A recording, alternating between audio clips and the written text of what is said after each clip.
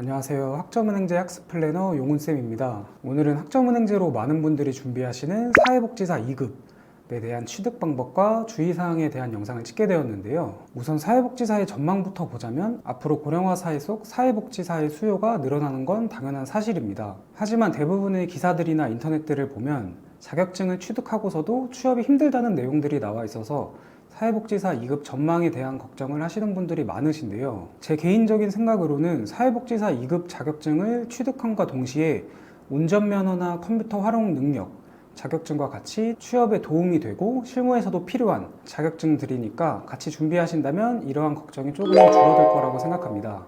또 이러한 상황으로 취업을 해서 1년 이상 근무를 한다면 사회복지사 1급 응시 자격도 갖출 수 있으니 이 점도 알고 계시면 좋을 것 같습니다. 이렇게 사회복지사 2급 전망에 대해 간략하게 알아봤는데 사회복지사 2급에 대한 취득 방법과 주의사항 3가지에 대해서 바로 시작해 보도록 하겠습니다. 우선 학점은행제로 사회복지사 2급 자격증을 취득한다고 가정했을 때 전문대 졸업자는 수업 17과목, 고졸학력이신 분들이라면 27과목을 들어주셔야 하고 이 두 가지 모두 실습 1과목 포함한 수업입니다. 왜 고졸학력이신 분들이 더 수업을 많이 듣냐?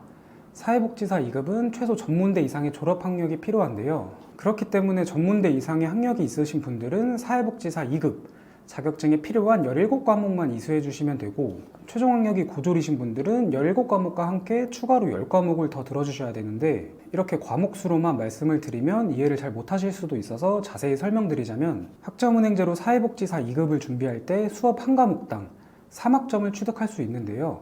고졸학력이신 분들은 사회복지사 2급의 조건에 맞추려면 우선적으로 전문학사 학력이 필요하기 때문에 전문학사 학력에 필요한 학점은 총 80점이죠.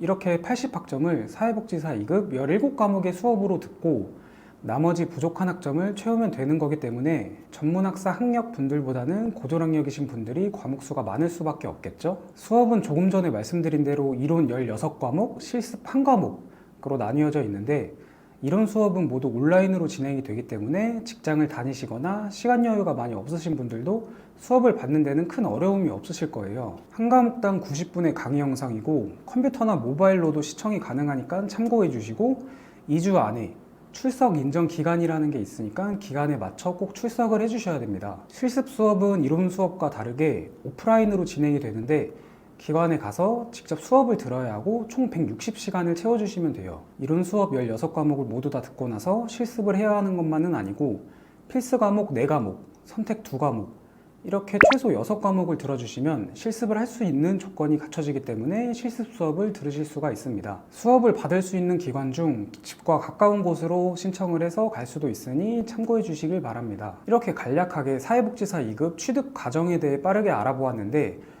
오늘 영상은 취득 방법보다 주의사항 3가지에 포커싱이 맞춰져 있으니 사회복지사 2급 자격증을 하고 계신 분들이나 지금이라도 하려고 준비 중이신 분들은 집중해서 봐주시길 바랍니다. 첫 번째는 이론 수업 같은 경우는 모두 온라인 수업으로 진행이 되기 때문에 수강 신청만 한다면 언제 어디서든 들을 수가 있는데 실습 수업 같은 경우는 보통 1년에 2번 3월, 9월에 있으니 이 점 주의해 주시면 되겠습니다. 계절학기로 6월, 12월에도 수업을 들을 수 있는 실습이 있지만 열리는 편이 많지는 않기 때문에 평균적으로 3월이나 9월에 한다고 생각해 주시면 될 것 같아요. 두 번째는 이론 수업 과정 중 과제 제출이나 중간, 기말로 나뉘어져 있는 시험이 있는데 저와 수강 중인 학습자님 분들도 가끔씩 이걸 귀찮아 하시거나 안 해도 되는 줄 알고 저한테 물어보시는데 이건 내가 수업을 잘 듣고 있고 잘 이해했다는 결과물이니 꼭 해주셔야 됩니다. 또 이렇게 필요한 자료들은 담당 플래너분들이 제공해 주시는 경우가 대부분인데 교육원 소속이 아니거나 일반 학습 상담자분들 같은 경우는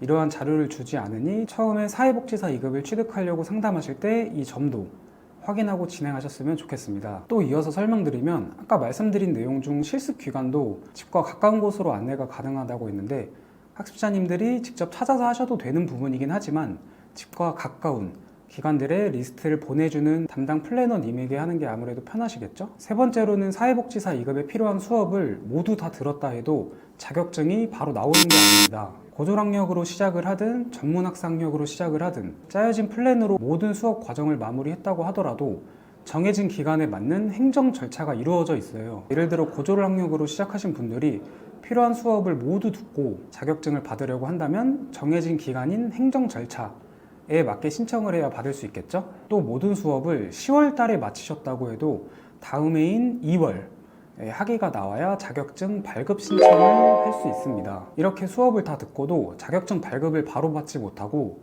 정해진 행정 절차에 맞게 진행을 하셔야 하니 이 점도 잘 확인해보고 준비하셨으면 좋겠습니다. 오늘은 이렇게 사회복지사 2급의 주의사항 3가지를 알아보았는데요. 사실 제 개인적으로 가장 중요하다고 생각하는 주의사항이기 때문에 중간중간에 지켜야 하는 사항들도 너무나 많기 때문에 국가평생교육진흥원 사이트에 나와 있는 자료들을 통해서 잘 알아보시고 하시는 걸 추천드리고, 혹시 제가 설명했던 것 중에 궁금하시거나 혼자서 하시는데 어려움을 겪으셔서 상담을 원하시는 분들은 위에 보이는 카카오톡으로 연락해 주시면 되고, 저는 또 많은 분들이 궁금해하시는 영상으로 찾아뵙겠습니다. 감사합니다.